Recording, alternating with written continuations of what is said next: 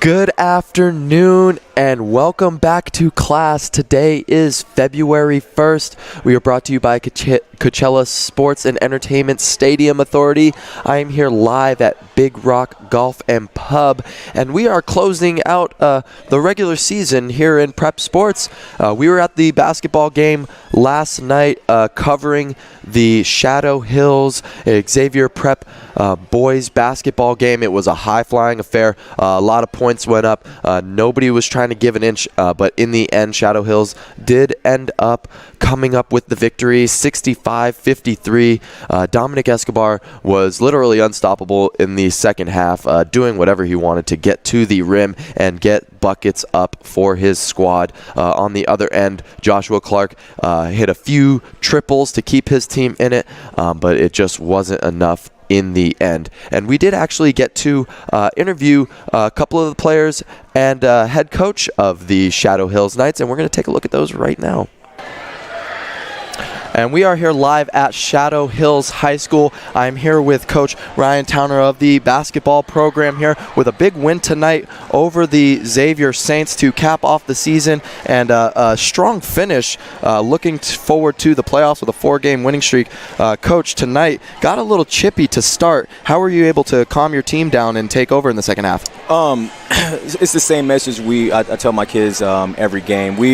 We've had a rough season. I mean, we started off playing against a monster team, so overcoming adversity is nothing new to us. It's just about staying calm, not letting the other team benefit from us losing our cool. So call a timeout, calm our guys down, just let them know that it's not going to last this whole game. They're not going to play like this. We'll break them eventually. Just stay focused and do what we do day in, day out. Right. And I noticed there was the leadership from the guys on the court, also from guys like Dominic Escobar and Jake Shipley, both there to get their team into it and make sure that everybody is on the same page there. Talk about Escobar finishing off the game there towards the end. Looked like he scored almost every single point. Dom, all he said was give me the ball. Yep. So when he's feeling it, I mean, it opens up everything for everybody, because if you double down, he's a great passer. You guard him one-on-one, he's a great dribbler. You can't put a post player on because he'll go by you. Anybody too small, he just posts them up and shoots over the top of them. So for Dom to take over and have that leadership, I mean, that's just some things that you can't coach. And well, I'm blessed and lucky enough to have him as a leader out there. And it's awesome to have a guy like that, especially that you can count on late in games. And he's going to be huge in the playoffs. I'm excited to see what he can do. I'm excited to see what you guys are going to be able to do. And Coach, I really appreciate you having here. Great game tonight, and thank you. No, thank you guys for coming out. I appreciate it. Thank you. Coach. And I am here now with Shadow Hills basketball player Dominic Escobar. Dominic basically took over in the second half there. What did Coach tell you at halftime to get you guys motivated? Honestly, it was just all energy. Our first half, it was kind of rough, and we just had to come out with more energy the second half, and that's what lit us up. And yeah, that's what got us going. I like it. The energy, you could feel the energy from you guys on the court with that chippiness with the other team. What did you guys as players do to come together to make sure that you guys come out with this win? We just had to keep on playing hard and we just had to keep on playing hard, and we didn't take our foot off the gas pedal, and we just kept pushing and pushing, and we came out with the W. Did you make your bed today? Did I make my bed? Yeah. No. What? How'd you not make your bed to start the day? I'm sorry. You put up a bunch of points and then you don't make your bed? Come on. No. Hey, Dominic, great game tonight. I'm looking forward to seeing what you guys do in the playoffs. Congratulations. Thank you. I am here now with junior Jake Shipley. Jake, you guys came out with the win. Started the game off a little chippy with the Saints. As a leader for your squad, what did you tell the guys? I just told them we got to pick this up, come out with energy. Bench needs to pick it up, and we can do this if we try hard. We just got to pick up the energy. When you guys have a player like Dominic Escobar on your team and he is in the zone like that, what do you guys try to do to help him? Try to help him, just feed him the rock, really. Hype him up when he does stuff. He's a great player, so we just got to get them to the best level we can be at. Absolutely. And Jake, you are huge on the glass. You're a big enforcer down there. Pretty intimidating, I must say. My question to you is, what makes you so intimidating? Is it the tattoo, the man bun? What is it? Well, I don't really see myself as intimidating. You know, tattoo adds to it, but you know, I weigh a lot. I'm kind of tall, so I see where people get that. Big guy and a strong guy and a big force for your Shadow Hills basketball team. Jake, thank you so much for having some time with me. Congratulations and good luck. Thank you. Thank you. And thank you, a big thank you to the Shadow Hills basketball program and head coach Ryan Towner for those interviews there. Great game last night. Dominic Escobar, force to be reckoned with for sure into the playoffs.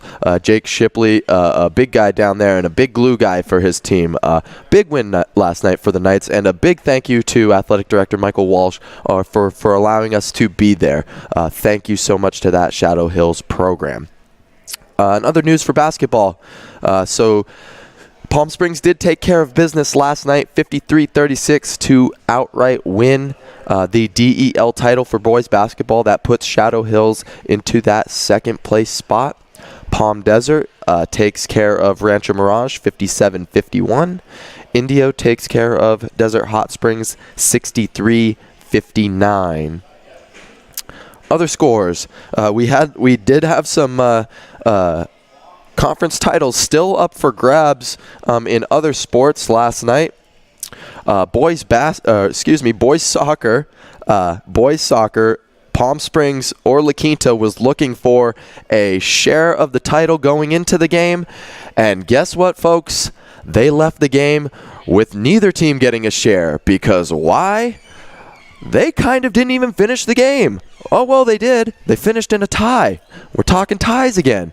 Are you kidding me? We have a conference title on the line, and we're going to finish in a tie, right? Now, so I get it. Okay, you know, that's like the rules in soccer and stuff, and I totally understand that. But, like, even in the World Cup, when there's a championship on the line, they find a winner. There's always going to be a winner, right? So now these kids put their heart and soul into this game to try to win, and they can't even come out with a clear victor for it, win or lose. And it's now like kind of like a bittersweet ending for them. And Rancho Mirage, no disrespect to them, because they are the outright winners for men's soccer. And they have nothing that warrants them to even worry about what happened here. But it's like, you know, for Palm Springs or La Quinta, you know, now they don't really get to see if they would have really had a share at that title or not. And I think that's something that should be kind of fixed. And if you tell me, since that game went into double overtime, that's the game of the year, I can't say that, because I mean, we didn't find out a distinct winner or loser. And one of the other rules too, that because like I was following this game and it kept going back and forth, and La Quinta tied it up, and Palm Springs takes the lead, then they tie it up, and with the extra time and this and that, and like, so when you have this extra time, I mean, to me, every time I've watched soccer, it almost is up to the discretion of the ref. So you have a certain number of extra time, whether it's 2+ minutes or 3 minutes, but when I've ever watching soccer, I've never seen them just blow a whistle while a team is on a rush. I've only seen them blow it when there's no ever chance of trying to score a goal. So it's at a discretion of whether they're going to blow the whistle in one spot or not. Is it going to be right exactly at 2 minutes, or is it going to be at 2 minutes and 15 seconds, right? I'm just not a fan of it, I'll be honest, and it's really disappointing, because we're going to go over and see on the girls' side that no, it didn't affect an overall placing, but it did affect a record for a season, and you know, it's just a real shame. Other news for boys soccer: Cat City and Desert Mirage tie there, 2-2. I like it. Let's see, girls basketball. We're gonna check in on girls basketball. So Palm Desert did take care of business also, so they did win the DEL title for girls, beating Rancho Mirage 72-54. Cathedral City took down Desert Mirage 54-12, and they finished their DVL season on top, undefeated. Congrats to those ladies, and good luck in the playoffs to both them and Palm Desert. Coachella beats Banning 57-25. La Quinta beats Palm Springs 41-32. Indio over Desert Hot Springs 65-18. Yikes. And Xavier Prep beats Shadow Hills 63-39. Finishing up scores for girls soccer that I have here on my slate. And yep, Desert Mirage and Cathedral City, I have a tie here, 0-0. So now for the DVL girls soccer, Cathedral City, that were 13-0 and looking at an undefeated season. Is it still an undefeated season?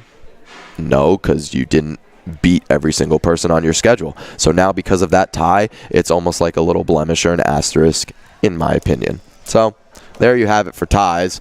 Coachella beats Banning 2-0, and Desert Hot Springs beats Indio 2-1. And those are our scores from last night in prep sports.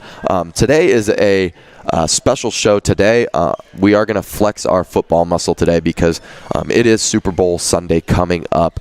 Rams, Pats. It's going to be an amazing game. I'm excited for football. This is like my Christmas, New Year, and Thanksgiving all wrapped into one, and we get to watch one of the greatest quarterbacks of all time go for another championship in his legacy. And we're gonna go into the tail of the tape between these two teams and break it down and see where we can find an edge for either one of them. And I'm gonna help you. I'm going to help you guys, or educate you, so wherever you're watching the game at, you sound like the smartest person in the room. So we're going to take this recess, and when we come back, this is Clahs.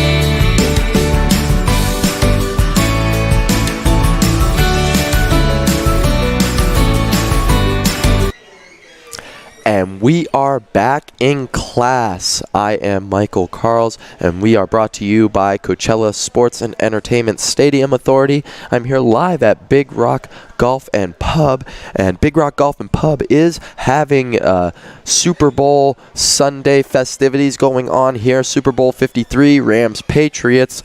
If you have nowhere else to watch and you want to find a place to watch the game, come on down to Big Rock Golf and Pub. They will take care of you. Seating starts at noon, and it is $25 per seat. They will have the game on every single TV you can imagine, and there are massive screens everywhere, so you will not miss any of the action.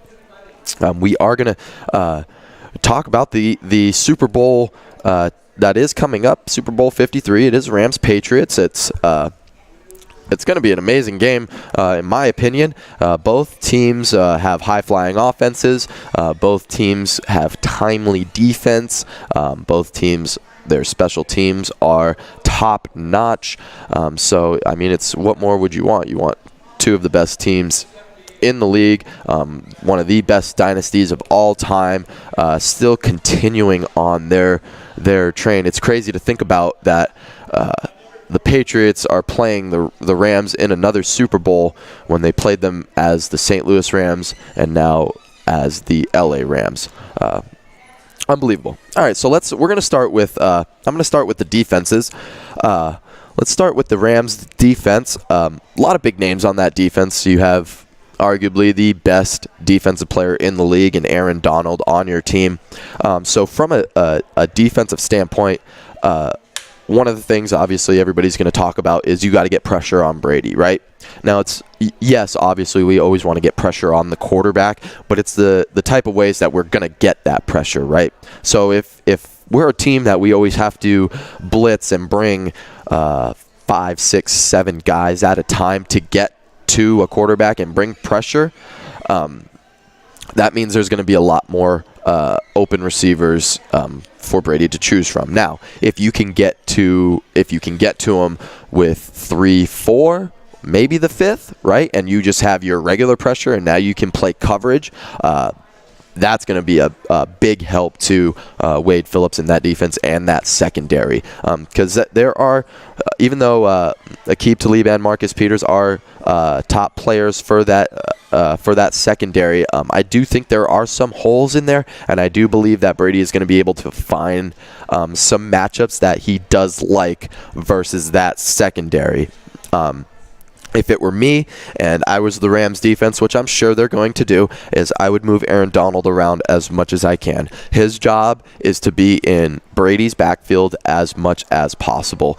I'm using Ndamukong Suh as my primary run stopper, eating up double teams, trying to create havoc and make sure that run game does not get going, because no matter what, if you have a run game that just can run on any defense, it's going to be a difficult day for you in the long run, for sure. You don't want to make it easy, right? So as a defense for the Rams, can't make it easy. Don't let Brady take open yards or free yards, right? So an example would be when the Chargers were playing the Pats in the divisional round, playing off coverage zone.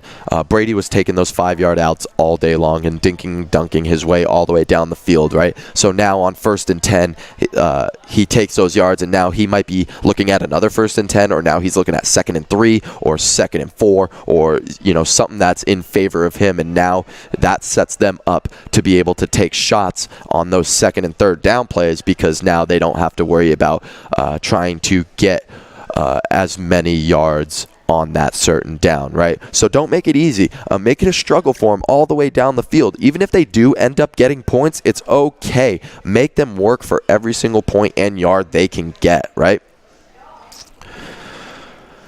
We want to look at, I was talking about matchups, right? So we're talking about matchups and what certain guys are going to be playing on other guys, right? So I'm curious to see, is Aqib Talib going to be following Edelman? Is he going to be staying on one side? Is he going to be on Gronk primarily, right? Or is he going to just lock down one side of the field? Those are all the things that we need to look at, right? Or are the Pats going to be able to try to get Marcus Peters in some unfavorable matchups, like versus a speedy guy like Dorsett, and be able to take the top off? Now, I would assume that the Rams are going to try to help anytime they have Dorsett in one-on-one coverage, but anytime that you have Gronk running down the middle of the field on the opposite side, it's pretty difficult because he's a big man and arguably one of the best pass-catching tight ends we have ever seen. So it is not going to be easy for that Rams defense. And just as the Patriots proved in the championship game, they can run the football, and they're not afraid to run the football.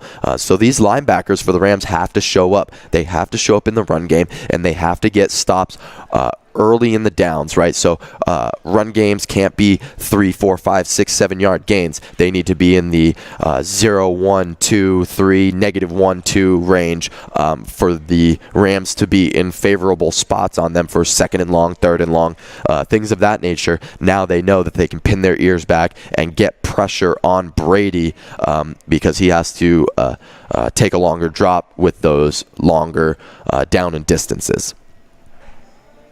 As for the Pats defense, for me, I'm taking Gurley out of the game. That would be my biggest thing. I'm taking Gurley out of the game, and I'm making the young quarterback beat me with his arm and with his play.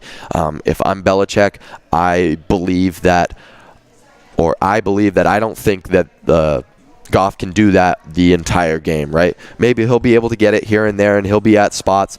But for somebody like Goff, and it was proof in the Saints game, he has to be in a rhythm for him to be successful. So early in the Saints game, when they were down, he did not look comfortable at all. Looked tight, played tense, wasn't relaxed, didn't really take what the defense was giving him, right?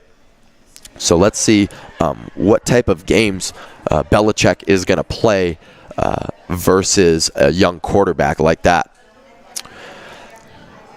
As a defense for the Pats, I would expect a lot of screens, a lot of misdirection from a McVay-led offense, right? So what I just said is I want to make Goff beat me, right? From a Belichick standpoint, that means I'm going to bring pressure and I'm going to press my guys up and try to make him hold the ball as much as I can, right? So if I'm McVay, I want to try to elude some of that pressure with some motions, misdirection, changing formations, getting yourself into favorable matchups, and also using the screen game effectively and early in the downs, right? So on a 1st and 10 or like a 2nd and 7 or something like that, throwing those wide receiver bubble nows, screens like that, or the back out of the backfield off of play action one way, boot, and then screen back the other is one of McVay's staples in one of his offenses.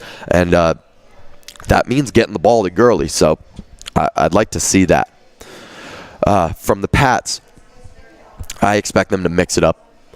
They're going to play to their strengths as far as what they're good at. I mean, they just proved that they can not shut down, but hold one of the better offenses in the league to less than the amount they scored. So that's all you need to do as a defense is you just have to stop the other team from scoring more points than your offense, right? So I expect the Pats defense to mix it up. I expect them to change their coverages and try to make the waters murky, if you may, for a young quarterback. Because being in a football game like that, even though Jared Goff has been doing this basically his entire life from college, even if you want to just say from college to the pros now, right? He's seen most coverages that you're going to see. But when you're put into that type of environment and you're in that pressure, he's literally playing in the 53rd Super Bowl ever. That's something like you have to kind of think about, and that's a lot of pressure for a young quarterback, and he has an entire franchise on his back that just moved from one location to another, looking to be put on the map as one of those new dynasties. So as we move on from defense, we are going to quick look at the special teams. Not much here. I give the Rams the edge just because I think Hecker can flip the field super easy with his moonshot kicks. He's a great special teams punter to have. Obviously, they can do those fakes. Good luck maybe seeing one because Belichick will be ready for all of that. I mean, you're not going to sneak one past old Bill, especially from the special teams standpoint. Like that's definitely one thing the Patriots do a really good job of is they understand that special teams is a third of football. And that's something that needs to be cleaned up. And a guy like Matthew Slater that has been doing it for years and years and years for that Patriots special teams unit, they're not going to skip a beat in terms of being misaligned or not being ready for a fake. Okay, so as far as kickers, I like Zerline for Greg Zerline for the Rams. He's got a boot on him too. Also, shot that dagger of a kick for the conference championship there, the NFC championship. And For the Patriots, I mean, Gostkowski's been doing it day in and day out. Yeah, he'll miss one here and there, but he's also a guy, I mean, you can rely on to make his kicks from that 49 to 40 range. He's not really going to be he's not going to miss too much on those. Now, being in a dome, it's going to help these kickers be able to extend past that 49-yard mark. We will, given the opportunity, probably see a couple of 50, 51, 52, 53s. Other than that, as far as long field goals, maybe not. I would like to see, especially with favorable downs, especially 4th and short, or even like a 4th and 3 at the most, 4th and 4, depending on where you're at the field. I'd like to see these offensive teams go for it versus these defenses. I believe that both offenses think they can just score at will, and that they can pick up first downs within those 4 downs that they're allotted. So that is special teams for both. To recap, I do give the edge to the Rams defense, and I do give the edge special teams to the Rams also. As far as wide receivers and tight ends, okay, I'm just going to read the names of them, and you tell me what side you would pick, right? For the Rams, Robert Woods, Brandon Cooks, Gerald Everett, Josh Reynolds. Okay, for the Patriots, Julian Edelman, Rob Gronkowski, Chris Hogan, and Philip Dorsett. Okay, now just looking at that right there, 2 names already jump off the page for me: Julian Edelman, Rob Gronkowski. Right? If you think the Rams wide receiver core is better than the Patriots wide receiver core, please tell me that. Robert Woods or Brandon Cooks or Josh Reynolds or, go ahead, Gerald Everett is better than Julian Edelman, who is 2nd in receptions in postseason history. I didn't think so. Okay. Also, Rob Gronkowski is a guy, no matter what, whether he can even move on the field or not, you always have to look for him down the middle of the field, one-on-one matchups. He is a matchup nightmare, and that dude can catch the football. Okay, so just because these guys are getting banged up, or you think they can't do it anymore, the guy that's pulling the strings back there knows exactly what each one of these guys can do, and he's going to put them in spots to win those games. I do, however, now saying all of that, these dudes for the Rams make plays. Robert Woods is one of the more underrated receivers that I watched this year, time and time again, be able to make big plays. One of the things that he's really good at is running that over route off of play action, coming from the other side of the field and being able to navigate through zone coverage or man coverage through the opposite hash, right? So he is a guy that will be able to make some plays for you. Josh Reynolds is one of Jared Goff's third down security blanket type guys. He will look for him in certain situations on certain routes that he knows that he can win at. And for Gerald Everett, he's a guy that's been coming on strong as of late. He is one of those guys that can be a matchup nightmare for a defense. He does have good speed for a tight end and can create separation in one-on-one coverage. As far as Brandon Cooks, we know what Brandon Cooks can do, being a former first-round pick with the Saints, playing with the Patriots last year, and now with the Rams. He's a guy that's going to take the top off for you. Not a guy really that's going to go across the middle for you, because as we remember last year in the Super Bowl, tried to do that, and he was out of the rest of the game. So look for him to try to extend the defense a little bit and try to open things up underneath for Woods and Reynolds. Other notes for the Pats, I didn't even mention their I will mention him later, because that's the next spot that we're going to get to. Their leading receiver on the for the year is James White, and he's coming out of the backfield. Okay, so I just named 4 wide receivers and tight ends that are still not, as a core, not better than the Rams. Plus, I didn't even add their leading receiver, who's a running back. Okay, so that just should say you all. When I was writing this up earlier, though, I, just to be nice, kind of gave it a wash. I said it was even, so I'll give you the push if you want. As far as running backs and O-line,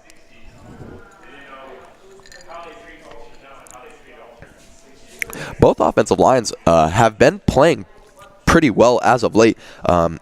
To me, this is one of the best offensive lines that Brady has had in recent memory, and they are just so physical and nasty, and they really believe that they can run the ball on anyone and that they're going to get that push on short yardage situations, on goal line situations. I know Brady loves those quarterback sneaks, so look for those. He hasn't really used them much this year because he's been stopped on them a couple of times, but they have been good with Devlin with that fullback dive. Just completely torched me in fantasy football by stealing all of Sony Michel's touchdowns on the goal line. Thanks for that, Bill and James Devlin. Appreciate that. Anyways, so when you look at the offensive line for the Pats, they're stout. As long as they don't have any issues as far as injuries, they're going to have a good game. It'll be fun to see the matchup of where Aaron Donald's at and who he has the best who he is effective against the most and who he's not effective against the most, and that's where you're probably going to see him pass rush the most. And Ndamukong Suh is going to probably play the best game of his life because, hello, it's the Super Bowl. Why wouldn't anybody want to show up for that? I kept seeing that, like, oh, is it Ndamukong Suh going to play like to his highest potential? Duh. As far as the other guys on that offensive line for the Rams, Andrew Whitworth holding it down as the anchor for them. All the other guys have fallen into place. They're a team that can get out and run as far as an offensive line, so they like the wide stretch zone runs. They do like the screens, the misdirections, being able to get those linemen out in space and be able to pick up blocks for Gurley and guys that have the ball in their hands. So look for them to use their athleticism to try to take over this game. Running backs. Let's start with the Rams. If I'm the Rams, I'm going to run the let's give the ball to Todd Gurley play more because they clearly did not run that enough in the NFC Championship. Now, if it's due to injury or whatever the case is, let's clean that up because I don't care how well C.J. Anderson is running. Todd Gurley is a former NFL MVP.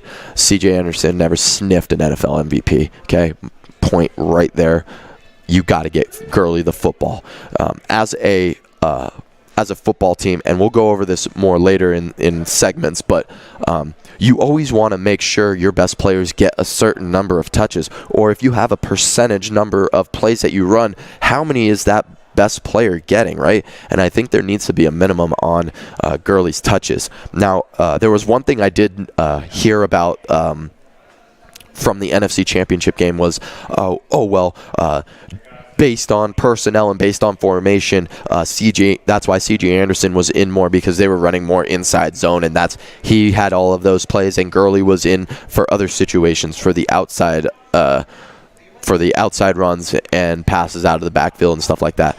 Okay, well, if that's the case, if you're basing it off of that, then the guy on the opposite field has been doing this for years. Belichick will force you, if that's how you do your checks, he's going to force you into those situations to make you keep one guy on the field versus another. So if that's the way you're going to roll it, fine.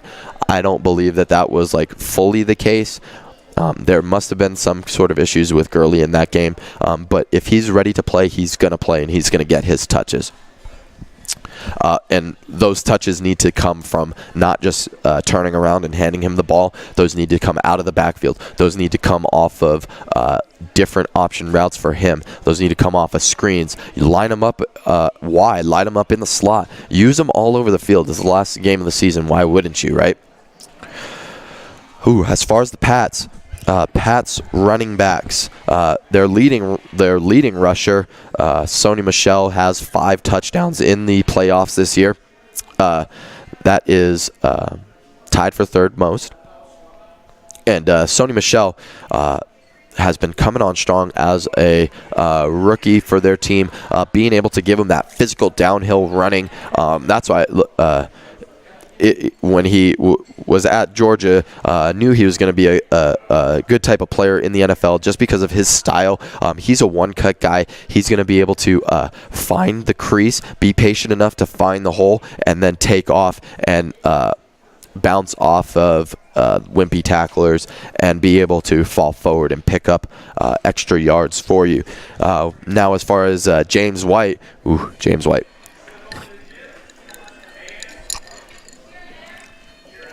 White catching the ball out of the backfield is a huge asset for them. Now, one of the things that the Pats like to do, especially if they know they're going to get man coverage and blitz, is they'll put the back on the single receiver side out of trips and run some teams call it a scat, spot, snag type of concept, where the outside receiver will come in and run like a spot route and stop in front of or next to the linebacker in coverage with the running back out of the backfield. Now he can either come off of a swing, he can come off the flat based on down and distance. He can do out and up now.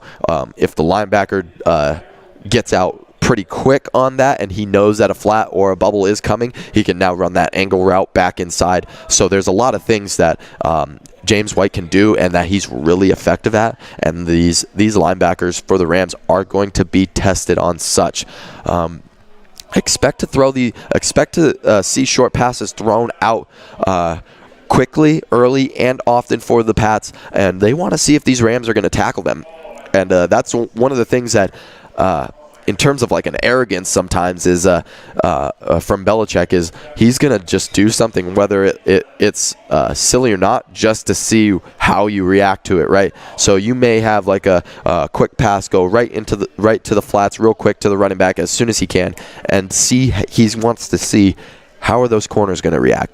How is the linebacker going to get out? Is he on top of that? Is he chasing him? Is the corner not even looking at his guy because he's in man coverage? Is he triggering hard? Can we get them on double moves? It's all of those things that are going to be coming to light in the game, and it's going to be exciting to see. And I expect McVay to try to do the same if he wants to win this game, is to use Gurley in those type of situations and then be able to run C.J. Anderson downhill while you have Gurley spotting you from those situations, right? But even if you don't use Gurley, or you're in a pass situation or whatever it is, or you're not giving the ball to the running back, I would try to put Gurley on the field more often than not, even if C.J. Anderson is the better of the two pass pro guys, because of his factor of just being on the field. You have to know where Gurley's at on the field at all times.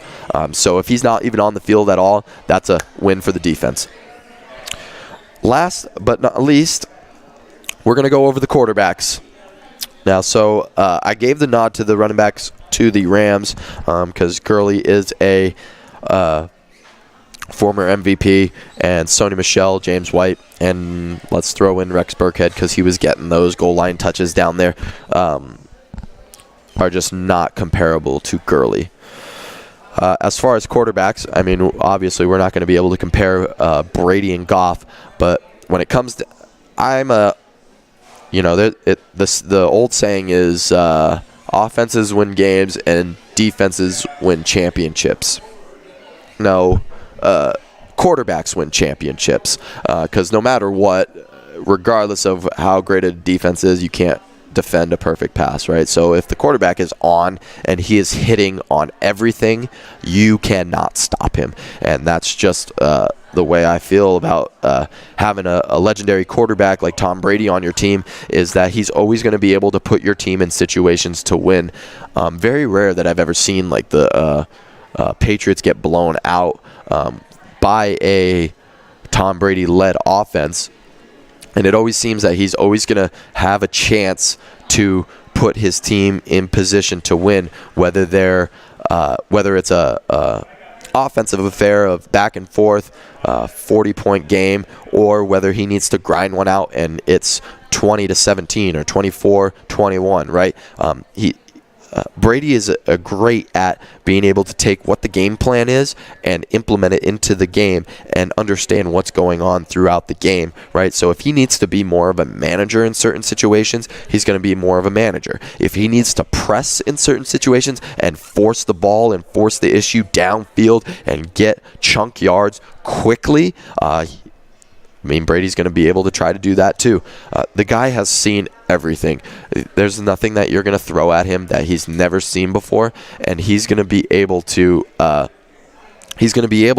make sure that his guys are on the same page with him, and that they're going to be able to make plays, and that they trust Brady is going to put them in situations to make plays. And once you got that going, and you have that trust factor, and you have that love, it's just like those videos that we saw. Clips from last week's AFC game with Edelman just yelling at Brady, "You're too old, you're too this, you're too that," and Brady just there like, "Yup, I know it. I've heard it all. I've heard it." When you have a guy like that that's so passionate for someone else, all bets are off, man. And that team really, truly follows Brady, and they will trust him till the final whistle. As far as Jared Goff, I'll be honest. When Jared first came out of the draft, I didn't think he was a R1 P1 in my opinion, but he has proven that he can play in this league and he can make some big time throws. Now, a lot of his throws do come off of play action, and McVay does like to use play action a lot. And who wouldn't with a guy like Gurley in the backfield? Yes, love play action. But I'd like to see what he's going to do in those drop back situations when he's behind the sticks and it's 3rd and 8, 3rd and 7, and he's going to make a big-time throw in a big-time situation and keep the sticks moving. I want to see how he's going to react, and I want to see what he's looking at early in the game. Is he going to be able to take what the defense gives him? Is he going to be able to relax and be able to go through all of his checks, read 1, 2, check down? Is he going to be able to make checks at the line and change plays and do the things that he has been doing throughout the year in this game? It's going to be a fun matchup to watch from the quarterback standpoint. Both of them are going to have a chance to win this one for their team, and it's going to come down to either one of them if it comes down at the end of the game. And I have to give the nod to Brady, but don't sleep on Jared Goff. Let me just tell you that right now. Don't sleep on Jared Goff. If he comes out and throws for 300 yards, don't be surprised about that. And that is my tale of the tape for both of these teams. When we come back, I am actually we're gonna get back into a little bit about some prep football. I'm gonna talk about who I believe are the 2 best quarterbacks in the Valley right now. And then we are going to go over some segments, and I'll give you my predictions for the game. This is Clahs.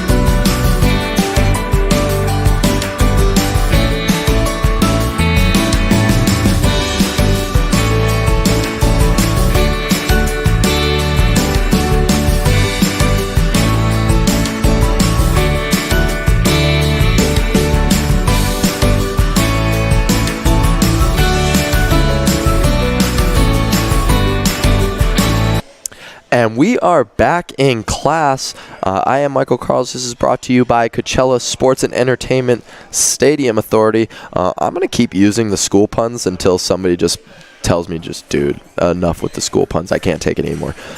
We are live at Big Rock Golf and Pub. Shout out to Big Rock Golf and Pub, keeping me hydrated. It's a little gloomy day in the valley today, but it's still beautiful out. So if you want to get around in, go ahead and come on down to Big Rock Golf and Pub. And then if you get hungry afterwards, they got tons of food in here. One of my buddies last night was telling me about the chicken fingers are out of this world.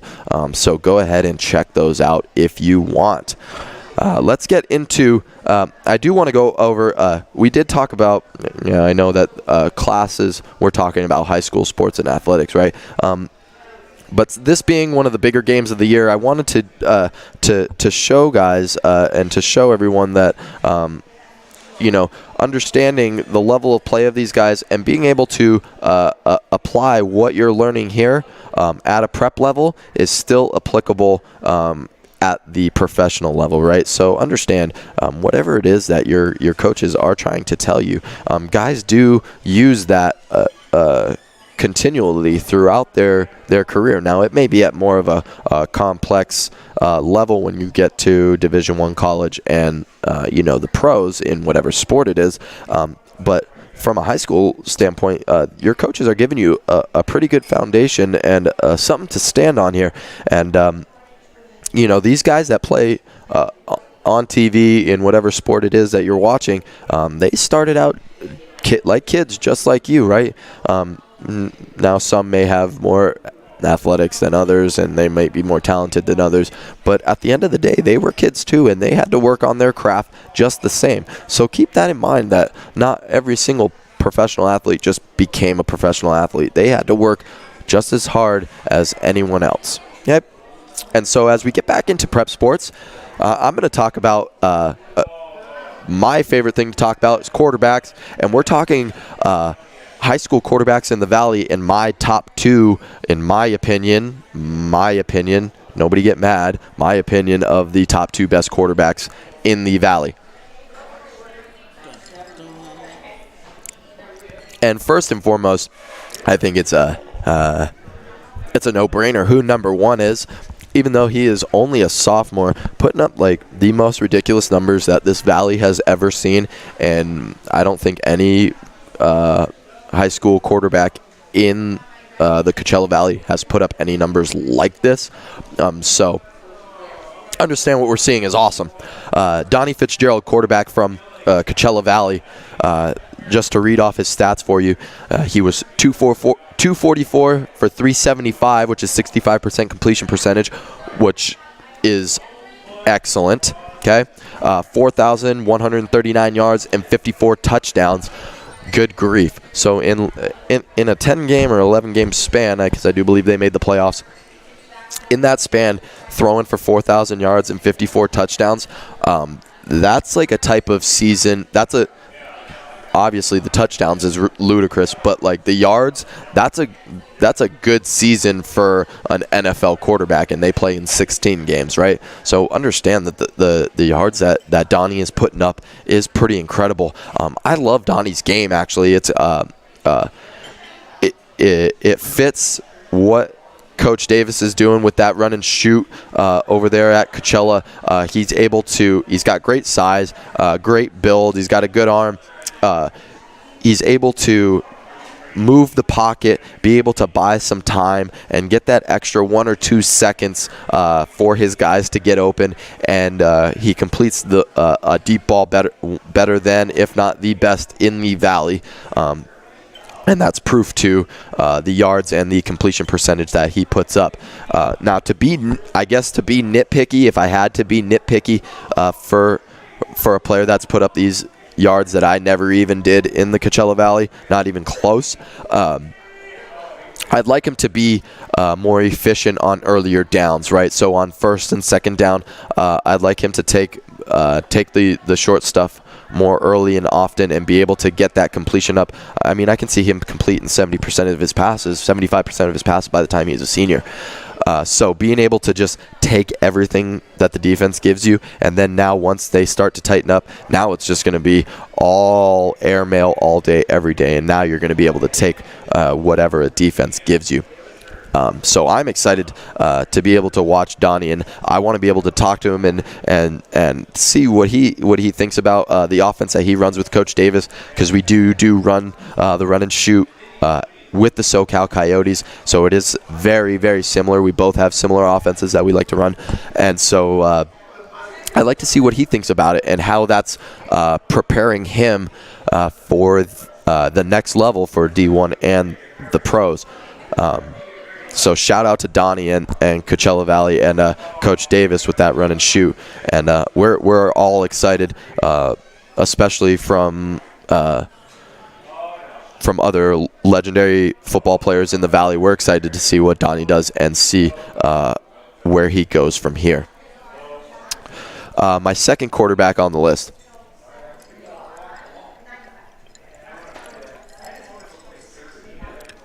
Call me biased.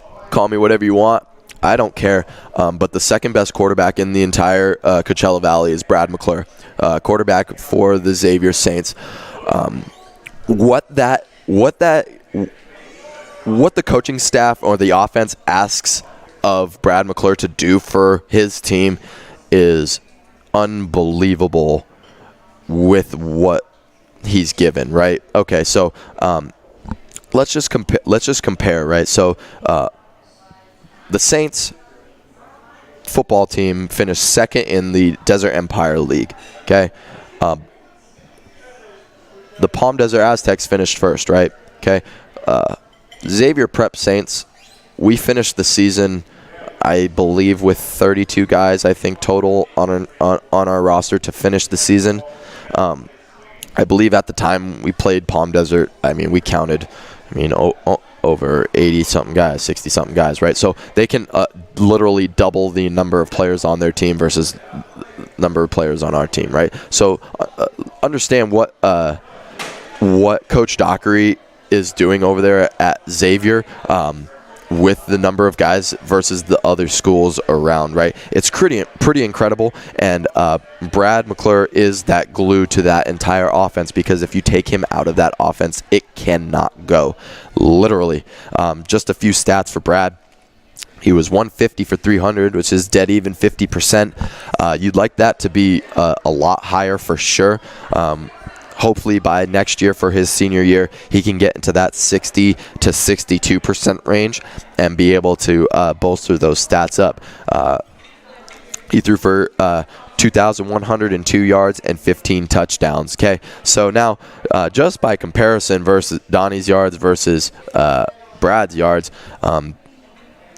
he's definitely pushing the ball downfield a lot more, and I think that's what, once he gets more comfortable, that's what Brad's going to be able to do with his offense and with the receivers that he has.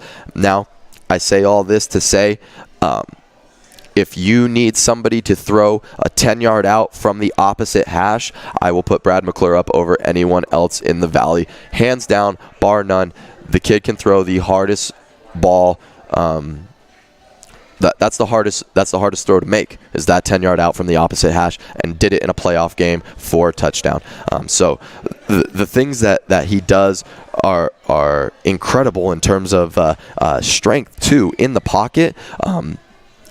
One of the things that's most difficult for a young quarterback to learn, and it was super difficult for me, is being able to stand in there and eat hits while you make throws, right? So you have to stand in there while a guy is barreling down at you, literally coming to rip your head off, and you have to sit in there, make the throw, and take the hit, right? So being a guy that's 6'5", Brad does that time in and time out, and it's amazing to see a guy like that be able to stand in at such a young age. That's really difficult to teach, and it's a testament to his trust in his offensive line and his guys to make plays for him. Other stats for him. So led his team to second place in DEL. 2 out of the 3 wins for his squad came on game-winning drives with less than 2 minutes left in the game. He led the league in yards, touchdowns, completions, and attempts, and he was the only DEL quarterback to throw for over 300 yards. Okay, so now understand, when we talk about best players on your teams, right? So we were talking earlier about percentages and the percentage of guys that touch the ball and versus not having the ball in your hands more, right? So a guy like, let's use Palm Desert running back Jordan Garcia, for example, right? The league MVP. We want the league MVP to get as many touches as humanly possible, right? So out of, let's say, 80 plays, I want my league MVP to, I mean, this might be a stupid number, but let's say 25, okay? So if he touches the ball 25 times out of those 80 plays, where is the ball going on all of those other plays, right? So when we talk about what each team does differently, Donnie is a guy that's arguably your best player on your squad, and you want him touching the ball as much as possible, right? So he's going to be the one that's going to be predominantly making the plays for you, for your team, and that's proof with the touchdowns and the yards. I'd love to see what his rushing stats are too, because I'm sure those are pretty up there also, right? So a quarterback is always touching the ball. He touches it on every single play. It's the number of times you let somebody else touch it is where the key is. So that means from a quarterback standpoint, how many times is he turning around and handing that ball off versus how many times he's dropping back to make throws, okay? So a guy like Donnie is going to be more, his team needs him to be able to drop back and make more throws versus last year for a guy like Brad with not as many weapons to choose from, with injuries happening here and there, and having Fabrice Voin, who is a D1 athlete. Shout out to Fabrice for getting his scholarship. That's the guy that we need to get the ball to, right? So we're going to more likely hand the ball off more often than a team like Donnie and the Coachella Valley Arabs, who are going to put the ball in the air more. And it's really on scheme and your matchups from week to week. And Coachella Valley believes they can throw it on anyone. And us at Xavier Prep, we believe that we can match up versus anyone, and we can scheme to what we need to win, right? And the shout out to the Saints, who did an excellent job last year making it to the playoffs for the first time ever and making it all the way to the semifinals. So shout out to them. And those are my top two quarterbacks in the Valley. Again, sophomore Donnie Fitzgerald from Coachella Valley is number one, no doubt about it. And number two for me is the junior Brad McClure from Xavier Prep. And best thing about both of them is we get to see what they do next year, right? And what they're going to do for their teams next year. And I can guarantee both of them want to come out with victories for sure. They are definite born leaders for their programs, and they are just great kids. And I can't wait to meet them, and hopefully we can have them on and talk to them.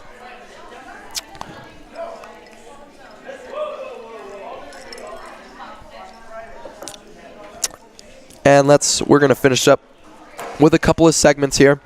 Actually, just one. Changed my mind. So the one segment I have, it's called Oh, You Want to Bet? Right, and these are prop bets for the Super Bowl.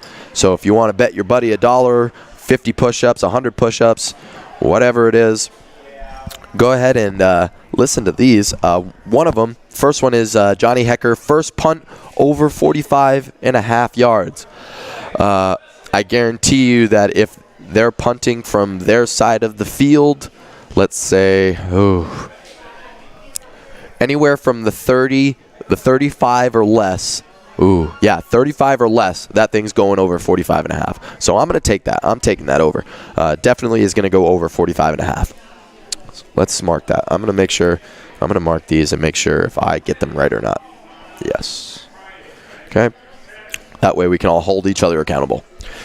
James White, over 4.5 receptions. So is he going to get 4 receptions or is he going to get 5?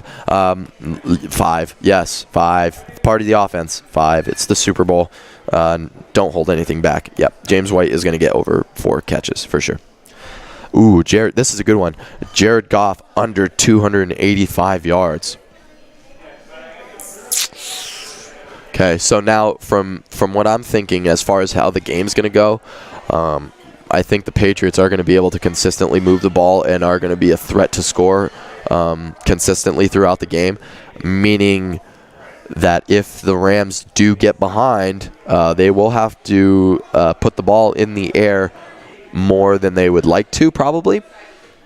But watching the Rams a couple of times this year, I have seen them press like that to where they'll force the issue and they'll force deep passes down the field, which can help or hurt depending on the outcome, right?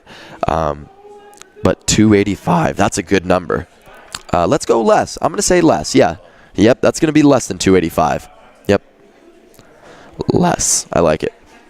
Ooh, this is a good one. Okay, Brady. Okay, focus. Stay with me on this one. This one's a tough one. Brady over Goff for gross passing yards. Okay, so what that means is who's going to have more passing yards. But the fun fact here is that the way the NFL records sacks, they're negative plays against passing yards, rather than if you were in college or high school, they count sacks as negative rushing yards towards that individual player, right? So this is determining plus sacks who's going to gross more passing yards. So that's the question is, how many times are the Rams going to get to Brady? How many times are the Patriots going to get to Goff? Brady literally is still looking for his first grass stain because he has not been sacked yet in the playoffs. So, I mean, I'm curious to see that.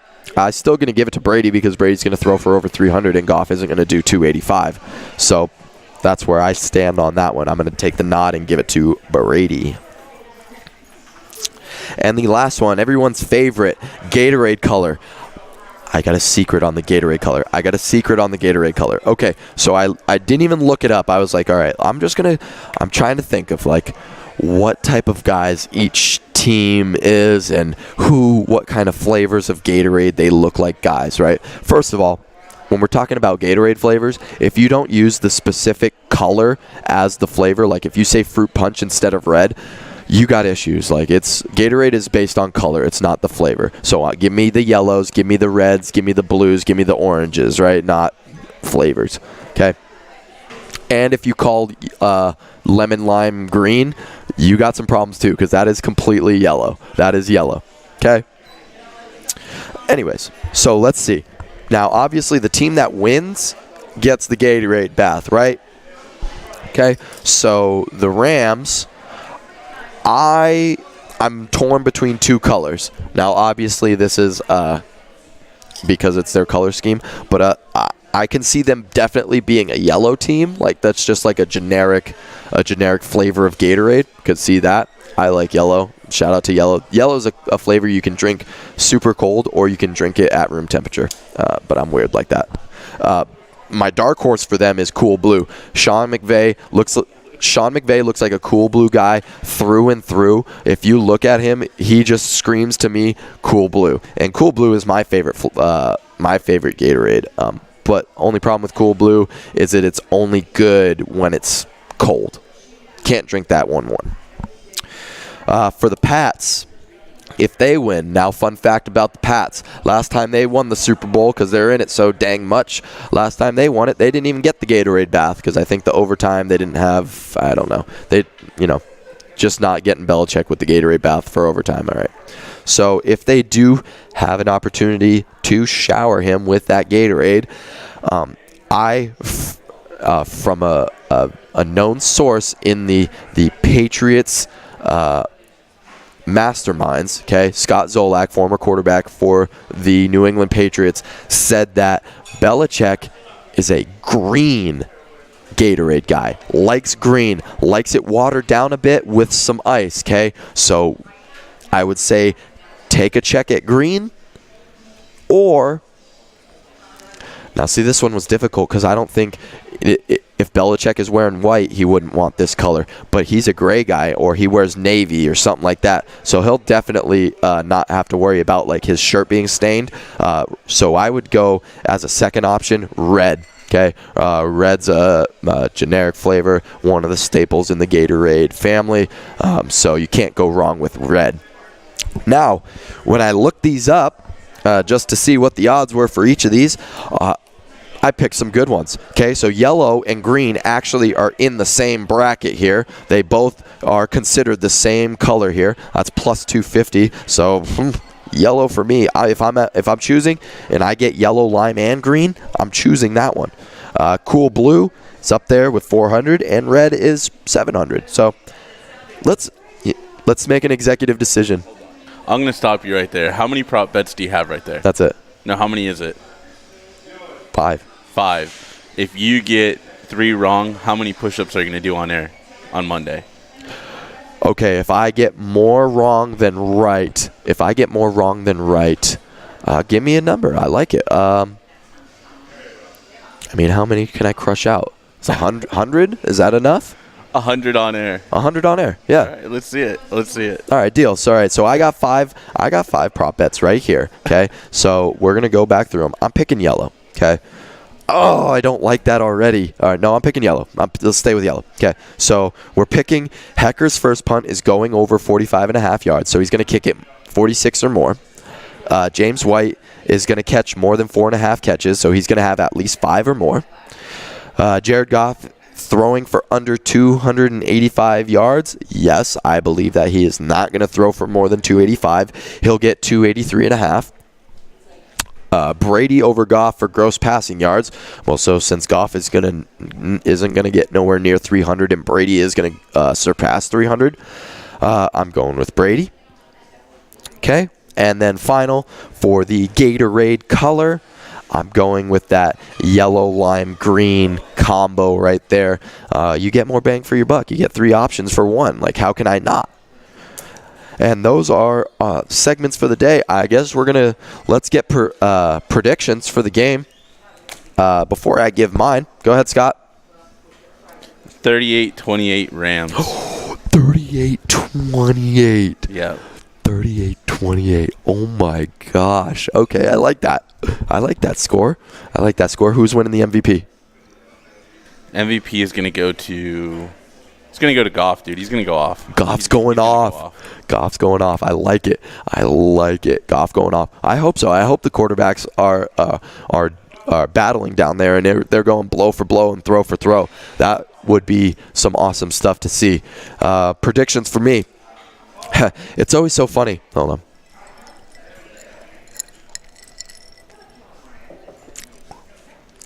It's always so funny. When people give their predictions, especially for the Super Bowl, no analyst ever says, "Oh, well, I think it's going to be a blowout." Well, duh. Well, no, obviously nobody wants a blowout, and nobody's going to predict a blowout, right? So obviously, I do believe it's going to be kind of a closer game. I don't think it's ever going to be. I don't think it's going to be something that the Patriots are going to have to worry about, or something that they're going to have to do down the stretch to win the game. I think if they're able to double up like they do, Patriots are super known for this, and I love it. They double up, which means they'll defer to start the game, so when they get the ball towards the end of the first half, they'll try to milk the clock as much as they can, get points out of it, right? And then leave you with nothing at the end of the half. And then so when the ball is kicked off for the second half, they get the possession right back. So it's almost being able to double up and pick up an extra possession from your opponent. And so if they can score on that double up, or if they even get the opportunity to double up and get both scores on that, I think that's going to be telling for the game as a whole for the second half, and who's going to be in control of that. Now, I would say the same when watching the Chiefs game, because the Patriots did end up scoring at the end of the half to take a 14-0 lead. But to make sure that the Chiefs had a chance, they had to score beginning of the second half, right? So the Rams are going to have to answer when they need to. If it's a turnover by Brady in the offense, you need points on that. You cannot not get points on that. Is it a miscue on defense by the Patriots? You have to attack on that. Any little thing that you can get, you have to be able to take. And the Rams being so inexperienced, they got to be ready for all of that. And just being a football guy and watching so much football, how can you? I just don't understand how anyone could pick against Brady and Belichick. They've been doing it for so long, and until that ends, that marriage is over. I still have to take them in this game, man. I still have to take them, and I think it's going to be. Man, I'd like it to be high scoring. I'd like it to be possibly high scoring. I mean, the highest I could see it going. Let's go. I'm going to go 34-31, Pats over the Rams. The Pats are going to be up by a couple of scores, and the Rams are going to get back into it, but it won't be enough at the end. I think it's going to be a defensive stop at the end for the Pats to win it for them. I really do. And those are our MVP, Brady. Brady's going to win the MVP because he's Tom Brady. So I think that's going to be it for our Super Bowl episode here. This is our first week of class, and it was what a week it was. It's been so fun to hear the feedback from everyone. Everybody's been excited, been hearing great things from people that have been listening. They love the show. And if there's anything else you want to see or some things that we need to start bringing to light, or if you actually do want to be a guest on our show and talk a little bit about prep sports or whatever the case is, go ahead and reach out to us. We'll have more information as we start to grow. And it can only get better from here for sure. And I'd hope to think that I'm getting better as the days go on. Definitely love doing this and love being able to put the spotlight on our prep kids. And it was so fun last night. One more time.